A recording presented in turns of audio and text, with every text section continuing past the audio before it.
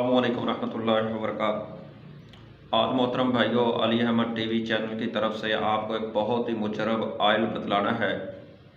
वो आयल और तला नफ्स के ऊपर लगाने के लिए है, नफ्स की ग्रोथ के लिए है, नफ्स की सख्ती के लिए है, या उन भाइयों के लिए है जो अपनी वाइफ के पास जाते हैं तो कतरे आने शुरू हो जाते हैं या पहले ही फारग हो जाते हैं और अपनी बीवी से अच्छे तरीके से जमा नहीं कर सकते, या जमा करने के दौरान उनका आला तनासिल के अंदर ढीलापन आ जाता है और सख्ती नहीं होती।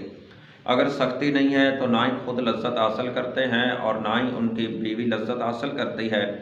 ऐसे भाइयों के लिए जिन्होंने अपनी ज़िंदगी को जवानी के अंदर बर्बाद कर दिया और शादी हुई तो खुद परेशान हो चुके हैं। मोहतरम भाइयों, नुस्खा बयान करने से पहले बात तो ये है कि कुछ लोग हम ऐसे भाई हैं कि हमारी वीडियो तो देखते हैं, चैनल को सब्सक्राइब नहीं करते।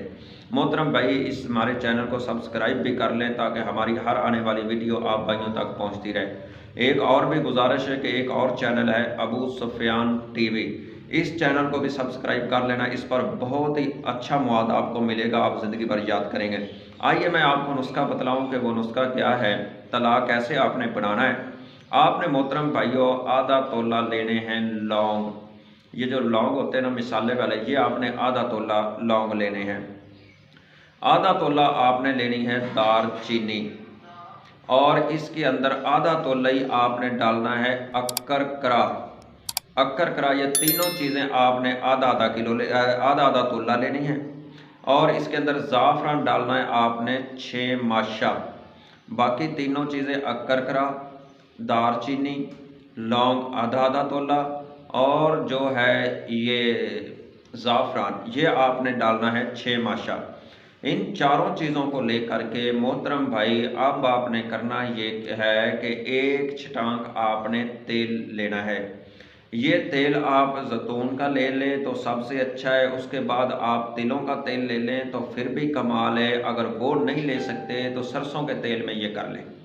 सबसे बेहतर तो ये है कि आप मालिश वाला जैतून का तेल ले लें।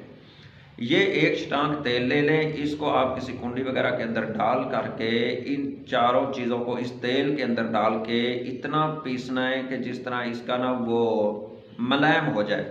तकरीबन 1 घंटे इसको पूरा पीसें। इसको पीस करके मोहतरम भाई इस तरह करना है कि आपने किसी बर्तन के अंदर डालना है। बर्तन अगर पित्तल का हो रहा तो क्या ही बात है। पित्तल के बर्तन के अंदर डाल करके इसको हल्की आंच के ऊपर इतना पकाना है, इतना पकाना है कि इस सरसों के जो तेल के अंदर से ना धुआं निकलना शुरू हो जाए और जो इसके अंदर मवाद डाला है वो थोड़ा सा लाल और सुर्ख हो जाए। उस वक़्त इसको उतार करके मोहतरम भाई, एक तो ये गाढ़ा बन जाएगा, इसको उतार करके रात आपने अपना आला तनासिल को पहले नीम गर्म पानी से धोना है।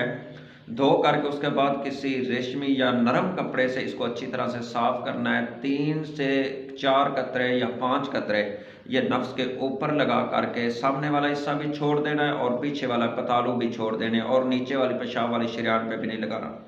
इस पे ये लगा के हल्का सा इसका मसाज करते रहना है, मसाज करते रहना है, करते रहना है कि ये पूरा पूरा इसके अंदर जज़ब हो जाए।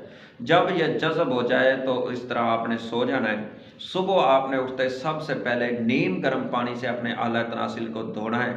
ये आप चंद दिन इस तरह करेंगे तो आपका आला तनासिल ग्रोथ भी करेगा और आला तनासिल के अंदर सख्ती भी आएगी, और आपके आला तनासिल की जितनी मुर्दा शरियानें हैं वो भी जाग जाएंगी, उनके अंदर भी क़ुव्वत और ताकत आएगी, लज्जत भी खूब आएगी। और ये बहुत मुजरब नुस्खा है, इंशाल्लाह बहुत ज़्यादा फ़ायदा होगा। अस्सलामु अलैकुम रहमतुल्लाह।